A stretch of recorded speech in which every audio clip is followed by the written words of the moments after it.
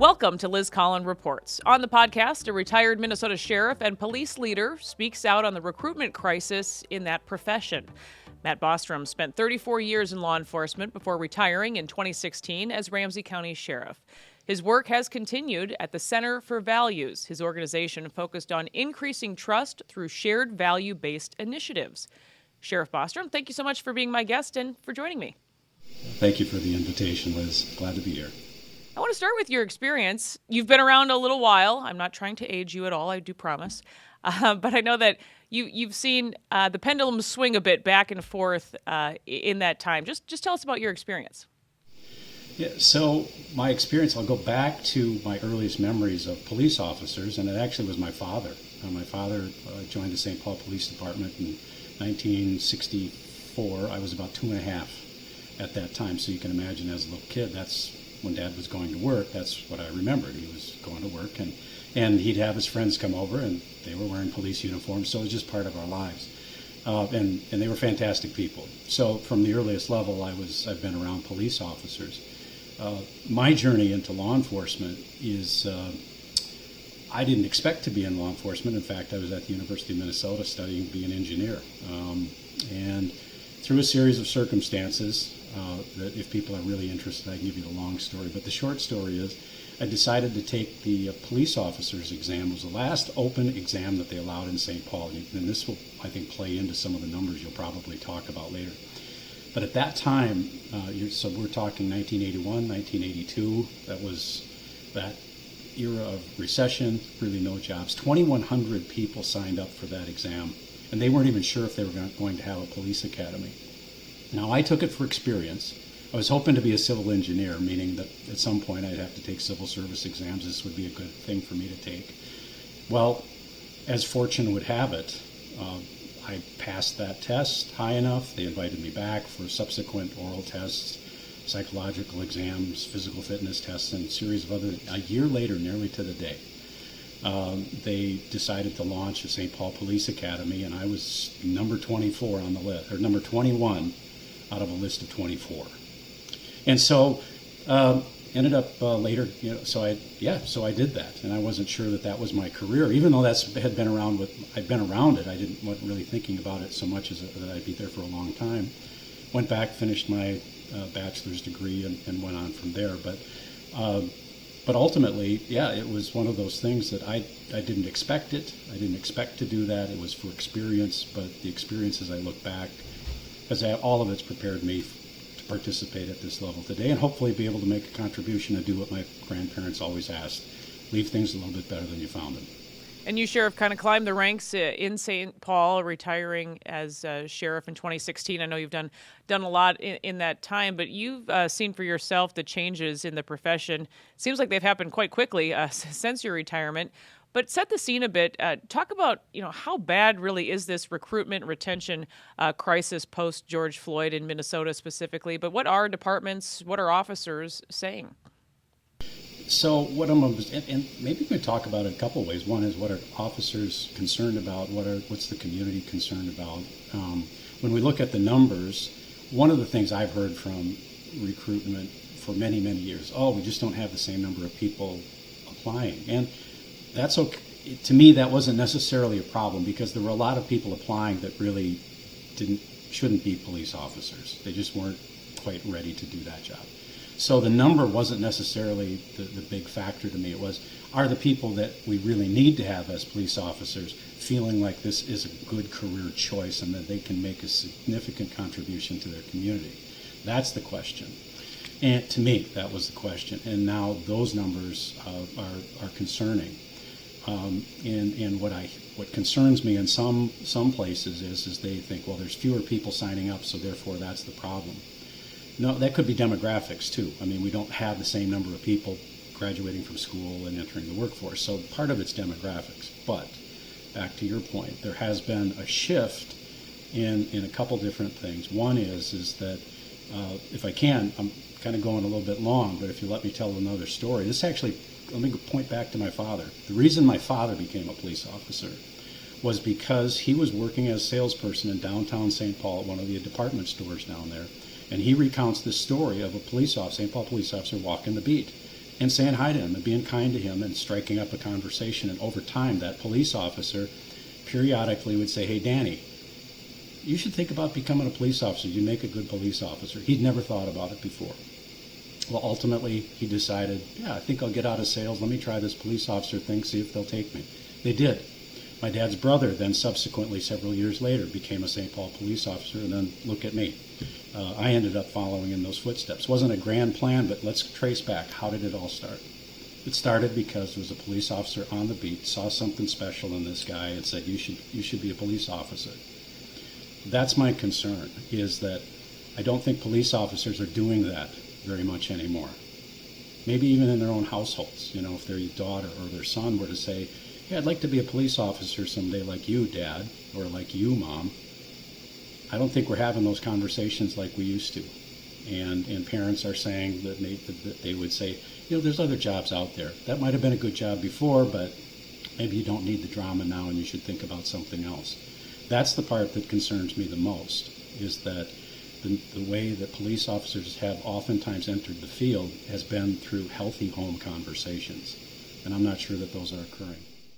So, Sheriff, even outside Minneapolis and St. Paul, you mentioned some of the numbers when you come on the job, but a Rochester comparison that MPPOA shared with us, 18 applicants for 10 open spots. Well, 5 open spots more than 20 years ago garnered 550 applications. So these are even in smaller communities across the state. But I know you've said that it's not necessarily the chief or the sheriff's job to do the recruiting or be in that lead position. But explain that. Who is responsible for this?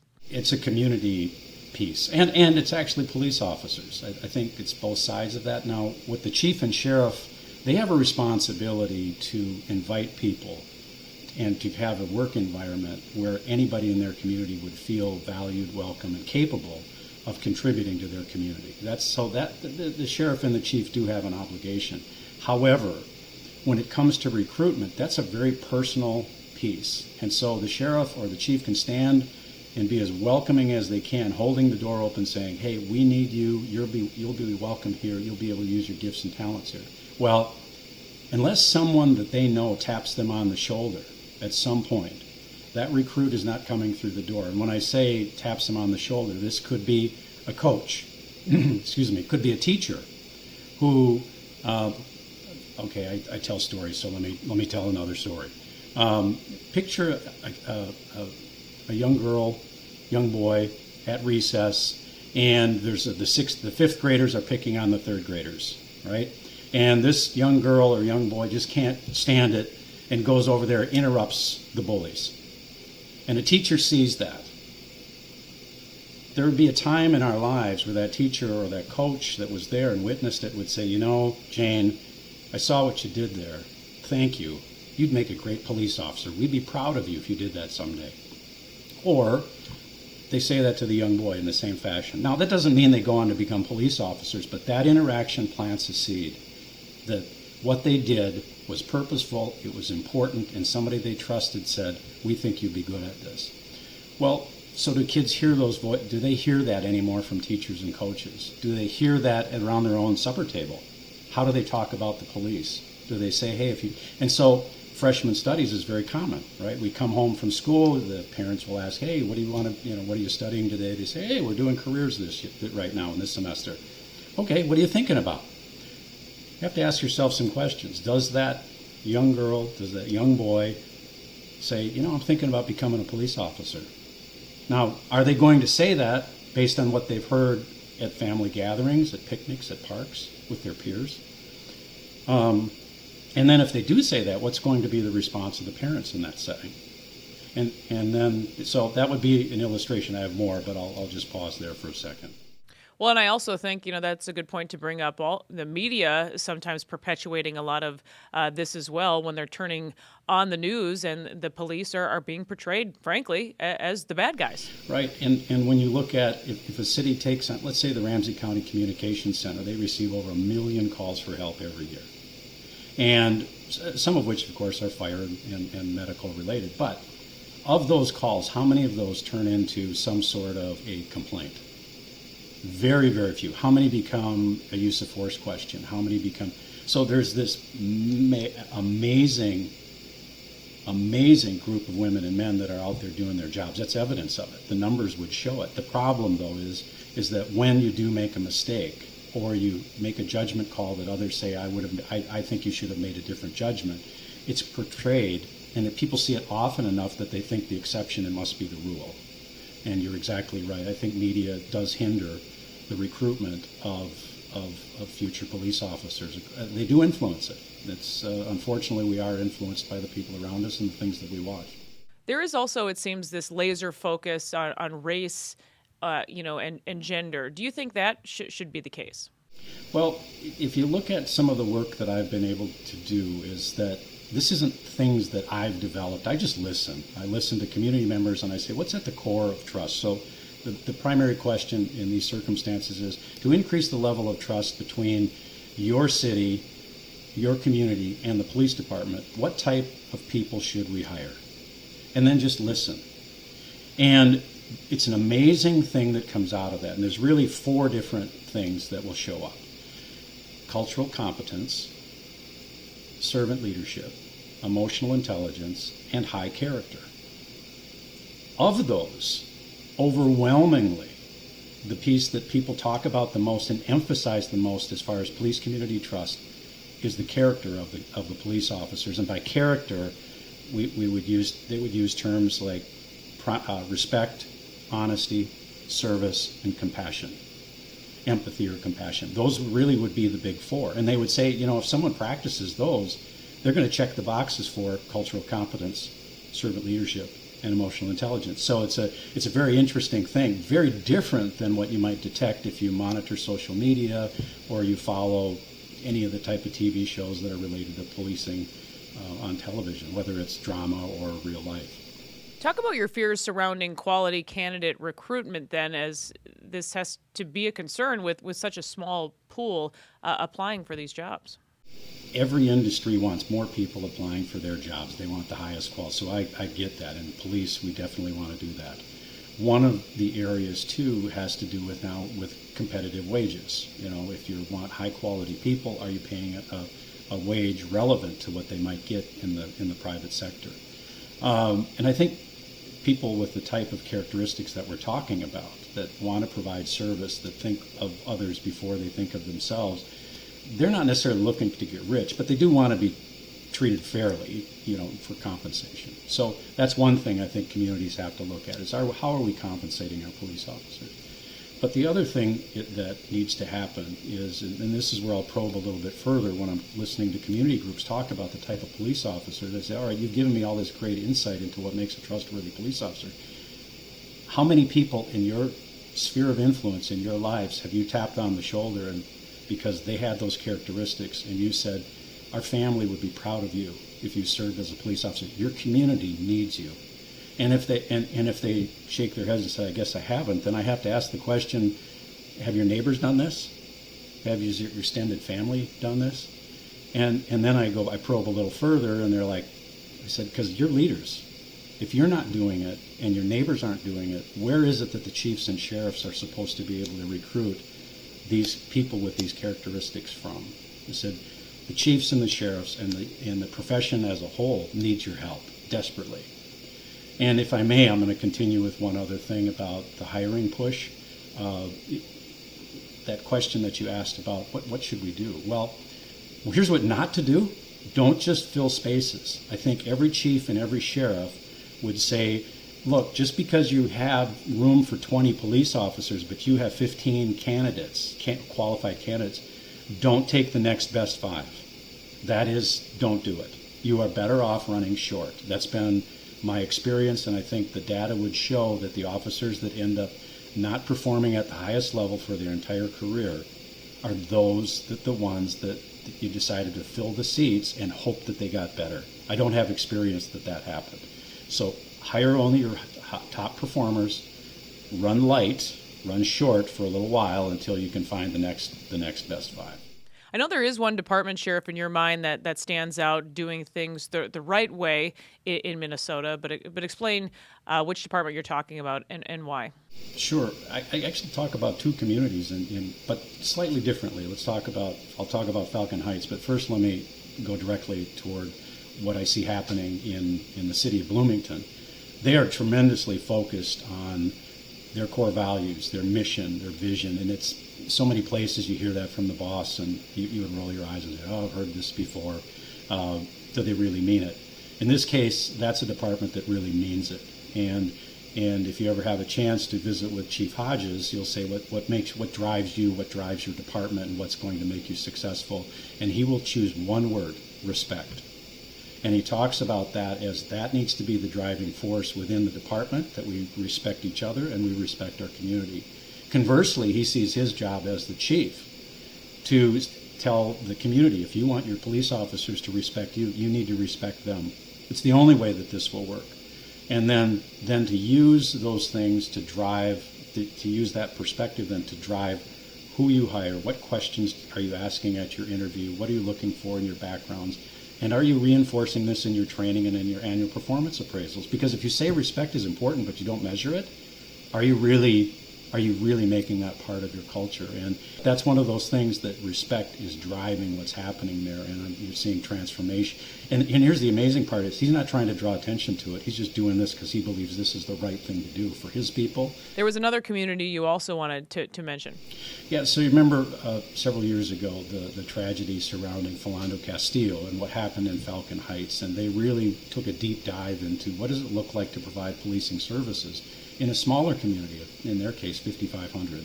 What does that look like? How do we do this? Do we need to have our own department? Do we contract with a local agency to help us provide these services?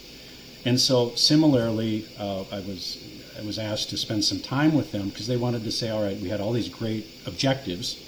How many of these have we achieved? How many are left to be undone? And what might be the roadmap forward to continue to be the police, to provide safety services the way our community would like to. And so where did I start? I started with small groups, you can call them focus groups, but research groups, and asked community members in an intimate setting, not on a survey, but face-to-face, to increase the level of trust between the police and Falcon Heights. What type of people should we hire? Remember what, and guess what happened? Cultural competence, servant leadership, emotional intelligence, and high character. And they focused on respect, empathy, honesty, and leadership. Those were the things that they said. So how do they use that? So now as they're starting to look for an agency to partner with them to provide policing services, that's the lens through which they're looking at. They want to find a department who shares those same values. And in that way, it mutually benefits both agencies, both cities. Tragically, Pope County Deputy Josh Owen was shot and killed on his 44th birthday just recently, protecting and serving on April 15th. The tribute for this man was truly remarkable. I know it was something you followed as well. More than 4,000 people attending the funeral. What do you think that kind of tribute meant to Minnesota law enforcement during such a difficult time for so many? I'm gonna take it from the impression that it made on me, and I'll go back to for those viewers or listeners that are familiar with what happened on a tragic day in St. Paul in the early 90s with Ron Ryan Jr. and Tim Jones. Those two officers were killed on the same day by the same perpetrator. But what I found being in the procession associated with the memorial services was how moved I was. And to this day, I'll talk about it. I do get emotional thinking about it. I'm transported back because for the first time in my life, lining the streets were the people that I never saw. And they were standing there, hands over their hearts, with a flag, saluting. And it made all the difference for me that in an unspoken way, those were the people I took the job to protect. And so for those people that were kind enough to show up, yes, it's a benefit to the family, but you have no idea how powerful that is for police officers. And the sad part is we all wish it didn't come to a tragic event like this where the community shows their support. But I'm so grateful that Minnesota was willing to do that because they did send a positive message to law enforcement throughout the state and maybe even the upper Midwest. And talk about, as we come to a close here, Sheriff, if you look into the crystal ball, how long before this turns around? And talk a bit more about that, what we can all do, to show more support for law enforcement. So, wow. Boy, if I had the crystal ball, wouldn't that be something? So here's what I would expect. I believe now is a very good time for people to get into law enforcement. I think that there's tremendous opportunities. I think the profession has advancement in areas of interest that were not there 30 years ago that are there now. I think the training, the equipment, the opportunities to use your gifts and talents have changed, and so I think it is a great job. The other thing that I think is that it is my hope that families will start to see that, and community members will start to see the police department can't be the department that reflects us unless we help recruit the people into that. That's a cultural change. That's a cultural change in our community, and part of that, I'm going to continue to drive that as much as I can. But as you do stories like this, hopefully that plants some seeds with some people too, where they can take a little bit more introspective look to say, you know what, this is about my neighbors. What can I do? And I want more people outside law enforcement to do that. I think we're going to be okay as long as we don't, when I say we, police officers and law enforcement, I think we'll be okay as long as we weather this downturn in staffing and not worry about filling all the seats, continue to maintain the high standards that all of our communities desire. Maintain those high standards, because when you maintain high standards, you know what that says? If you're a person with high standards, that's the department you want to go to. That's the community you want to work at. When you lower standards, the opposite happens. So the amazing part is that the diversity that people are seeking actually coalesces. It comes together. It's an amazing thing to witness. You will see that character isn't just a male or a female thing. It isn't just an ethnicity thing. It actually crosses all areas and all people. And so it's an amazing thing when you start to see that come together, that it checks all of those other boxes, and diversity, cultural competence, all of that works when you hire for these shared values or the characteristics. And if I can leave you with this, it's kind of a tagline, but the community, if I want to summarize what it takes to be consistent, to increase trust, and to find the best people, hire for character, train for competence. That's the cadence. Hire for character, train for competence, and stay with that. And tell people where they can find more information about your work, Center for Values. Mm-hmm. Yeah, hopefully it's easy. Centerforvalues, all compressed.com. Well, Sheriff Bostrom, we thank you so much for joining me today, and really thank you so much for the work that you continue to do. Thank you again for your interest, and appreciate the opportunity to spend some time today with you. Again, retired Ramsey County Sheriff Matt Bostrom. And that will do it for this episode of Liz Collin Reports. We will see you next time.